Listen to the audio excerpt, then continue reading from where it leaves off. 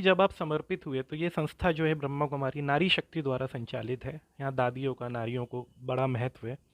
और आपका जो इनिशियल फेज़ था वो एडजस्टमेंट कैसे रहा आपका कि यहाँ पे हमेशा जो कमांडिंग पोजीशन पे होती हैं वो स्त्रियाँ होती हैं, तो कहीं कमांड लेने में कोई दिक्कत या परेशानी आती थी?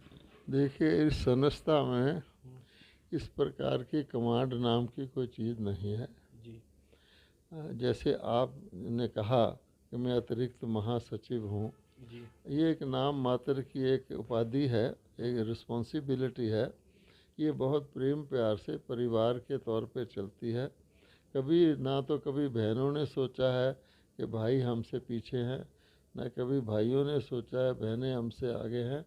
ये बाबा ने एक बहुत ही एक स्पिरिचुअल आधार पर नियुक्ति की हुई है कि आज के विश्व में अगर चरित्र निर्माण करना है, अगर मनुष्यों का उद्धार करना है, तो मातृशक्ति को आगे रखना है। और बाबा ने जो कहा हुआ है उसके पीछे बहुत बड़ा एक आध्यात्मिक रहस्य है। आप देखते हैं कि भारत के अंदर नवरात्रि 2 बार मनाई जाती है जी। और 9 9 दिन के लिए मनाई जाती है, जो नारी शक्ति का ही सम्मान का, उनकी कुछ कर्तव्य का, विशेष कर्तव्य का यादगार है। इसी प्रकार से भारत की जितनी नदियां हैं उन सब के नाम मातृशक्ति पर हैं।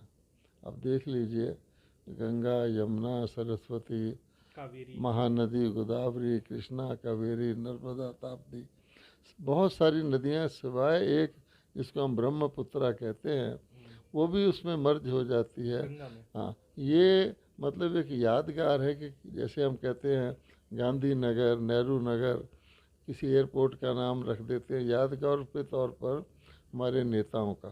तो ये उन्होंने अवश्य ही कोई ऐसा विशेष कार्य किया है और ऐसे समय पर किया है जबकि मोस्टली जो भारत का जो चरित्र था वो गिर जाता है। और आप जानते हैं हमारे पूर्वजों ने कहा हुआ है कि जहाँ नारी का सम्मान होता है वहाँ देवताओं का वास होता है। इसको उल्टा कर लीजिए, जहाँ नारी की इज्जत को खतरा होता है वहाँ असुर असुर बसते हैं। इसलिए इस समय वर्तमान समय आप देखते हैं कि समाज में सबसे ज़्यादा चरित्रहीनता का वजह नारी की इज्जत को खतरा है। तो उस समय भगवान ने आकर के नारी जाति के द्वारा भारत का चरित्र का नवनिर्माण किया था, जिसके आधार पर कंप्लीट नवनिर्माण हो जाता है। क्योंकि अगर चरित्र चला जाता है तो फिर भ्रष्टाचार, अनाचार, दुराचार, अत्याचार, जो कुछ भी आप कहें वो चलता है। और चरित्रहीनता का मुख्य कारण यही होता है जिसको हम काम विकार कहते हैं। और आप जानते हैं कि ये भारत में प्रसिद्ध है कि शिव ने ही तीसरी आंख खोलकर काम विकार को भस्म किया था। जी। और ये भी नोट करने की बात है कि भारत में अनेक देवी देवताएं हैं, अनेक महात्माएं हैं, लेकिन परमात्मा का जो नाम है वो शिव के साथ ही जोड़ा जाता है। शिव परमात्मा ने नमः कहा जाता है। अन्य सबके लिए देवाय नमः कहा जाता है। ब्रह्मा के लिए भी देवाय नमः, विष्णु के लिए भी देवाय नमः, शंकर को कई लोग शिव से मिला लेते हैं, लेकिन शंकर के लिए भी देवाय नमः ही कहा जाता है। शंकर को महादेव कहते हैं, परमात्मा नहीं कहते हैं। तो इसलिए ये बात जो है, परमात्मा क्योंकि इस यज्ञ के रचयिता हैं और ब्रह्मा जी के द्वारा, जिनके द्वारा उनकी मुलाकात हमसे होती है, वो ब्रह्मा जी उनके माध्यम हैं। तो एक बहुत बड़ी इसमें गुह्य रहस्य है। इसलिए परमात्मा ने मातृशक्ति को आगे रखा है। और हम देखते हैं कि मातृशक्ति के द्वारा पुरुष और स्त्री दोनों का उद्धार हो सकता है।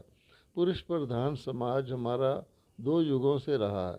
इसलिए आप देखेंगे जितने हमारे धार्मिक नियम हैं, धार्मिक रस्में हैं, सब पुरुषों की फेवर में टिल्टेड हैं। यहाँ तक कि नारी को बड़े बड़े शास्त्रों में भी नरक का द्वार, माया का रूप, पिशाचिनी, नागिन इत्यादि कहा गया है। नारी की शूद्र से तुलना की गई है इत्यादि। तो भगवान कहते हैं उस नारी को जिसको अबला बना दिया गया, उसको भगवान आके शिव शक्ति बनाते हैं। इस कारण से भगवान ने मातृशक्ति को आगे रखा है।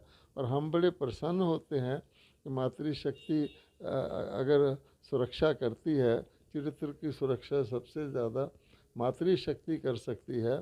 और आज सारे विश्व में अगर कोई सीना तान के कह सकता है कि कोई ऐसा स्थान है जहाँ पर नारी की सम्मान, उसकी इज्जत सुरक्षित है, तो ब्रह्मा कुमारी जी है।